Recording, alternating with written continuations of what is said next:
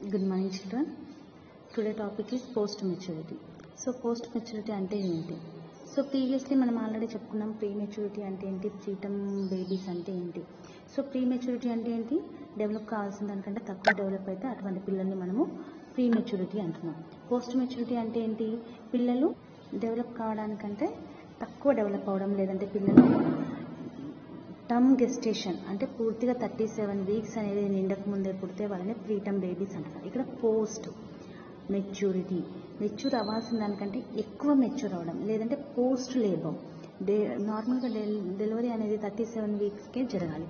42 weeks అయినా కానీ ఇక్కడ డెలివరీ అనేది జరగకపోవడం, మదర్కి పెయిన్స్ రాకపోవడం, అలా కడుపులోనే మోర్ దెన్ 37 లేదంటే more than 40 weeks gestation if the baby is being in the womb, కడుపులో కనుక బిడ్డ 40 వీక్స్ దాటే వరకు కూడా ఉంటే అటువంటి బేబీస్ని మనం పోస్ట్ మెచ్యూరిటీ బేబీస్ అంటాం.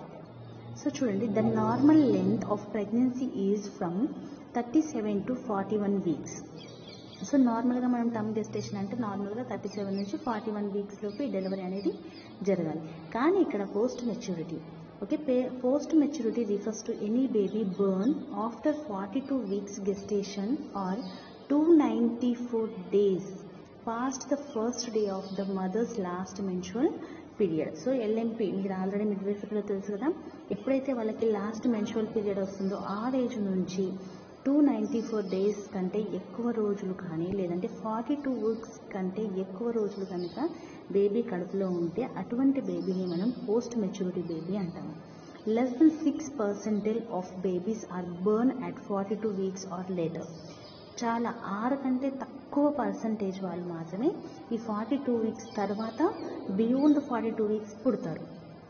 Other terms often used to describe these late births include post term, post maturity, prolonged pregnancy and post dates pregnancy. So ఈ పోస్ట్ మెచ్యూరిటీని మనము ఇంకా వేరే టర్మ్స్తో కూడా పిలుస్తారు, అది పోస్ట్ టర్మ్ బేబీస్ అంటారు, లేదంటే పోస్ట్ మెచ్యూరిటీ అంటారు. ఓకే, లేదంటే ప్రొలాంగ్డ్ లేబర్ చాలా లేట్గా వస్తుంది, లేదా పోస్ట్ డేట్స్ ప్రెగ్నెన్సీ, ప్రెగ్నెన్సీకి ఈడీడీ ఇచ్చేస్తారు కదా, ఆ ఈడీడీ దాటిన తర్వాత, ఆ డేట్స్కి దాటిపోయిన తర్వాత పోస్ట్ డేట్ ప్రెగ్నెన్సీ అనేనా అంటారు. So what causes post maturity, post మెచ్యూరిటీకి కారణాలు ఏంటి? So the exact cause is unknown. ప్రతి దాంట్లో మనం చెప్పుకునేది కదా, it is not known why some pregnancies last longer than the other. ఇతరులతో పోల్చుకుంటే వీళ్ళకి ఎక్కువ రోజులు ఎందుకు ఉంటుంది అనే దానికి కరెక్ట్గా రీజన్ అయితే చెప్పలేము, కానీ some may be linked up. Okay, post maturity is more likely when a mother has had 1 or more previous post term pregnancies. ఇదివరకు డెలివరీలలో 1 లేదా అంతకంటే ఎక్కువ పోస్ట్ టర్మ్ బేబీస్ కనుక ఉండుంటే ఇప్పుడు కూడా అయ్యే అవకాశము ఉంటుంది. లేదా sometimes a mother pregnancy due date is miscalculated because she is not sure of the last menstrual period. వాళ్ళ ఎల్ఎంపీ ఇచ్చిన డేట్ మేబీ తప్పై ఉండొచ్చు, దానివల్ల మనకి నెలలు నిండిపోయింది అని అనుకుంటున్నాం. Okay, next a miscalculation by mean the baby is born earlier or later than expectation. ఈ క్యాలిక్యులేషన్ కరెక్ట్గా క్యాలిక్యులేషన్ అనేది చేయకపోవడం వల్ల బేబీ ముందుగా అయినా పుట్టినా కానీ మనం పోస్ట్ మెచ్యూరిటీ అనుకోవచ్చు, లేదంటే నిజంగా కూడా పోస్ట్ మెచ్యూరిటీ అయి ఉండొచ్చు. Okay, why post maturity is concern, ఎందుకు మనం దీని గురించి పర్టికులర్గా చెప్పుకోవాల్సిన అవసరం ఏంటి అంటే చూడండి, post maturity babies are born after the normal length of the pregnancy. నార్మల్గా ప్రెగ్నెన్సీ లెంత్ ఎంతైతే ఉంటుందో అంత లెంత్ కాకుండా బియాండ్ దట్, దానికంటే ఎక్కువ తర్వాత పుడుతున్నారు. సో ఇక్కడ ఏంటి, the placenta which supplies babies with the nutrients and oxygen from the mother's circulation. So ఇక్కడ ఏంటి, ప్లెజెంట్ ఏం చేయాలి, మన బాడీలో నుంచి అంటే తల్లి బాడీలో నుంచి న్యూట్రియంట్స్ని, ఆక్సిజన్ని తీసుకొని బేబీకి సప్లై చేయాలి సర్క్యులేషన్ ద్వారా. Begins to age towards the end of pregnancy and may not function as efficiency as before. ఎప్పుడైతే ఆ ప్రెగ్నెన్సీ డ్యూరేషన్ ఉండవలసిన కాలం దాటిపోతుందో అప్పుడు ఈ ప్రెజెంట్ కరెక్ట్గా పనిచేయడం తగ్గిపోతుంది. Other concerns include the following. అది కాకుండా ఇంకా కారణాలు ఏంటంటే, amniotic fluid volume may be decreased and the foetus may stop gaining weight or may even lose the weight. So ఇక్కడ దానితో పాటు ఇంకా వేరే కారణాలు ఏంటంటే, ఆమ్నియాటిక్ ఫ్లూయిడ్ వాల్యూమ్ అనేది తగ్గిపోతుంది. అలా తగ్గిపోవడం వల్ల బేబీ సరిగా పెరగకుండా ఆగిపోయినా ఉంటుంది, లేదా బేబీ వెయిట్ కూడా తగ్గడము కడుపులో ఉన్నప్పుడు జరగవచ్చు. Risks can increase during the labor and birth for a fetus with poor oxygen supply. So మనం చెప్పుకున్నాం కదా, ప్లజెంటా ఫుల్ టర్మ్ కాగానే ఆ ప్లజెంటా ఫంక్షన్ తగ్గుతుంది, అంటే ఆక్సిజన్ సప్లై బేబీకి సమ్టైమ్స్ తగ్గే ఛాన్సెస్ ఉంటాయి. కాబట్టి దానివల్ల డెలివరీ కూడా చాలా కష్టమవుతుంది, ఎందుకంటే బేబీకి ఆక్సిజన్ సప్లై తక్కువైపోతుంది. కాబట్టి problems may occur during the birth if the baby is large. ఒకవేళ బేబీ కనుక ఉండవలసిన దానికంటే బాగా లావుగా ఉందనుకోండి, అలాంటప్పుడు అప్పుడు కూడా బర్త్ అనేది కష్టంగానే ఉంటుంది. అలాగే post mature babies, okay, post mature babies may be at risk for meconium aspiration when a baby breathes in fluid containing with the first stool. Meconium అంటే మనకు తెలుసు ఆల్రెడీ కదా, ఫస్ట్ స్టూల్ని మనం మెకోనియం అని అంటాం. అయితే ఇప్పుడు బేబీ టర్మ్ గెస్టేషన్ దాటిపోయిన తర్వాత జనరల్గా ఆ స్టూల్ అనేది కడుపులో ఉన్నప్పుడే పాస్ చేసేసింది అనుకోండి, అది ఉమ్మ నీటితో కలిసిపోతుంది. అలా కలిసిపోయినప్పుడు బేబీ బ్రీత్ చేస్తున్నప్పుడు లేదంటే మింగుతున్నప్పుడు ఆ ఉమ్మ నీరు మింగే అవకాశం, అంటే ఈ స్టూల్ తోటి మిక్స్ అయినటువంటి నీరు తాగడం, దాన్నే ఆస్పిరేషన్ అంటారు, మెకోనియం ఆస్పిరేషన్. మనం ఆల్రెడీ చెప్పుకున్నాం, ఫస్ట్ స్టూల్ని మెకోనియం అంటారు, దాన్ని ఆస్పిరేషన్, పీల్చుకుంటున్నారు లేదా మింగుతున్నారు. లేదా ఇంకొక ప్రాబ్లం ఏంటంటే హైపోగ్లైసీమియా. ఎందుకంటే లో బ్లడ్ షుగర్ ప్లజెంటా న్యూట్రియన్స్ని సప్లై చేయడం తగ్గిస్తుంది. సో దానివల్ల గ్లూకోజ్ లెవెల్స్ కూడా తగ్గే అవకాశము ఉంటుంది. So hypoglycaemia can also occur because the baby has already used of its glucose producing stores.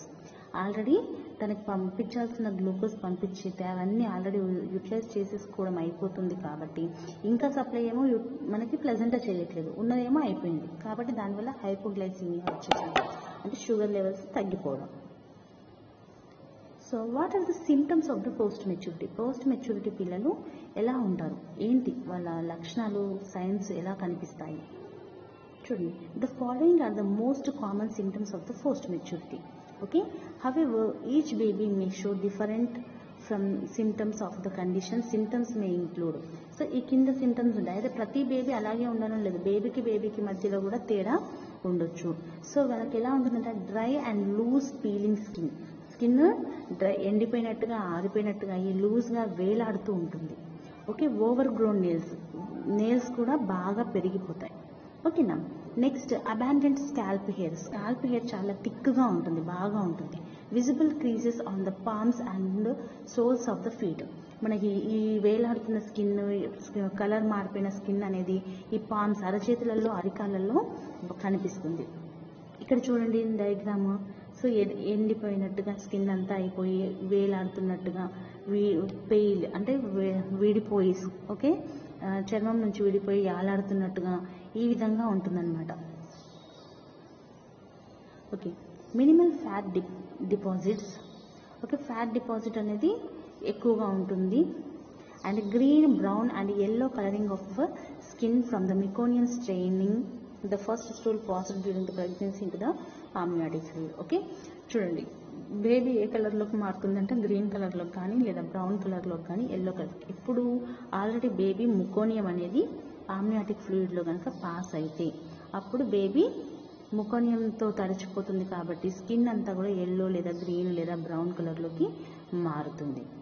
Next more alert and wide ice. Baby వాళ్ళు చాలా అలర్ట్గా ఉంటారు, ప్రతిదానికి ఎక్కువగా అలర్ట్ అవుతారు. అలాగే వాళ్ళ కళ్ళు కూడా చాలా పెద్దదిగా ఉంటుంది. Symptoms of post maturity may be resemble other conditions or medical problems. Always consult your baby's doctor for a diagnosis. So బేబీకి ఈ తేడాలు, వ్యత్యాసాలు వేరుగా ఉండొచ్చు. సమ్ టైమ్స్ వాళ్ళ మెడికల్ కండిషన్ కూడా కొంచెము సీరియస్గా ఉండొచ్చు. కాబట్టి ఎప్పుడు డాక్టర్ని కన్సల్ట్ అవ్వాలి. How is post maturity diagnose? దాన్ని ఎలా డయాగ్నోస్ చేస్తాం? So post maturity usually diagnosed by the combination of the assessment and including of the following. బేబీని చూస్తేనే మనకు అర్థమైపోతుంది బేబీ పోస్ట్ మెచ్యూరిటీ కాదా. లేదా మదర్ గెస్టేషనల్ ఏజ్, ప్రెగ్నెన్సీతో ఉన్నప్పుడు ఆమె ఎన్నో నెల అని చెప్తుంది కదా, దాంతో వాళ్ళ ఎల్ఎంపీ నుంచి ఈడీడీ క్యాలిక్యులేషన్స్ ద్వారా కూడా మనకి అది పోస్ట్ మెచ్యూరిటీ అనేది తెలుస్తుంది అసెస్మెంట్ ద్వారా. చూడండి, your baby physical appearance, baby కనిపించే దాన్ని బట్టి, లెంత్ ఆఫ్ ద ప్రెగ్నెన్సీ ఎన్ని నెలలు ఉంది, అలాగే your babies assessed gestational age. మనం స్కానింగ్ తీస్తాం కదా, అసెస్ చేస్తాం కదా, అలా అన్నమాట. చూడండి యాంటీనేటల్ పీరియడ్లో అయితే హిస్టరీ, వాళ్ళ హిస్టరీ తీసుకుంటే క్యాల్కులేషన్ ఆఫ్ గెస్టేషన్ అంటే వాళ్ళ ఎల్ఎంపీ ఎప్పుడు ఉంది, ఎప్పుడు డెలివరీ అవ్వాలి, ఇప్పుడు ఇంకెంత రోజులు ఉంది, ఎన్ని రోజులు నిండిపోయినాక కూడా మోస్తుంది, ఇది హిస్టరీ కనుక్కోవాలి. అలాగే ఎగ్జామినేషన్, మనము అబ్డామినల్ సైజ్ కనుక చూసినట్టయితే అది ఉండవలసిన సైజ్ కంటే పెద్దదిగా ఉంటుంది. అలాగే ఎక్స్రేలో large ossification centre in the upper end of the tibia. So tibial bone ఏదైతే ఉందో అది బాగా ఎక్కువ ఆసిఫికేషన్ అంటే కలిసిపోవడం, బాగా కలిసిపోయి ఉంటుంది. అలాగే అల్ట్రాసోనోగ్రఫీ చూసుకున్నట్లయితే మనకి స్కానింగ్లో తెలిసిపోతుంది, ఎందుకంటే స్కానింగ్లో కూడా డేట్స్ చూపిస్తుంది కదా గెస్టేషనల్ ఏజ్ ఎంత అనేది. అలాగే biparietal diameter more than 9.6 centimetres. So biparietal diameter మీకు ఈ డయామీటర్స్ లెంత్ ఎంత ఉండాలి, ఏ డయామీటర్ ఎంత అనేది మీకు మిడ్వైఫరీలో వస్తుంది. బైపరాటల్ అంటే 2 పరాటల్ బోన్స్కి మధ్య దూరం, ఈ దూరం అనేది 9.6 సెంటీమీటర్స్ కంటే కూడా పెద్దదిగా ఉంటుంది. అలాగే ఇంక్రీజ్డ్ ఫీటల్ వెయిట్ 3.5 కంటే కూడా ఎక్కువగా అంటే 4 kgs కంటే ఎక్కువగా ఉంటుంది. అలాగే ఆలిగోహైడ్రామియాస్ చెప్పాం కదా, ప్రెగ్నెన్సీ టర్మ్ అయిపోగానే ఆటోమేటిక్గా ఆ ఉమెన్ తగ్గే ఛాన్సెస్ కూడా ఉంది. అలాగే ఇంక్రీజ్డ్ ప్లజెంటల్ క్యాల్సిఫికేషన్ అంటే ఏంటి, ప్లజెంటాలో కాల్షియం లెవెల్స్ అన్నీ కూడా బాగా ఎక్కువైపోయి ఆ ప్లజెంటా అంతా కూడా కొంచెం మెత్తగా ఉండాల్సింది గట్టి పడిపోతుంది. సో దాన్ని మనం టెస్ట్ ఫర్ ప్లజెంటల్ ఫంక్షన్ కోసం టెస్ట్ చేసినప్పుడు దాన్ని మనము ఐడెంటిఫై చేయొచ్చు. అలాగే పోస్ట్ నేటల్లో వచ్చేసరికి, పోస్ట్ నేటల్ అనేది డెలివరీ అయిపోయాక మనకి ప్రత్యక్ష సాక్ష్యం అక్కడ బేబీ ఉంది కదా, directly we can observed by the seeing the baby. So baby length more than 54 centimetres ఉంటుంది. అలాగే వెయిట్ వచ్చేసరికి 4.5 kgs కంటే ఎక్కువగా ఉంటుంది. అలాగే skull ossified with the smaller fontanelle. Skull ossification అంటే బోన్స్ యొక్క జాయింట్స్ బాగా గట్టిగా కలిసిపోవడం వల్ల ఈ ఫ్రాంటనెల్లా సైజ్ అనేది తగ్గిపోతుంది. ఓకే, యాంటీరియర్ ఫ్రాంటనెల్లా మనకి 2.5 సెంటీమీటర్స్ ఉండాలి కదా, దానికంటే తక్కువగా ఉంటుంది అలా అనమాట. ఫింగర్ నెయిల్స్ అనేవి ఈ టిప్స్ కంటే పొడవుగా ఉంటాయి. Okay, projects beyond the finger tip కంటే పైకి పెరిగిపోయి ఉంటాయి.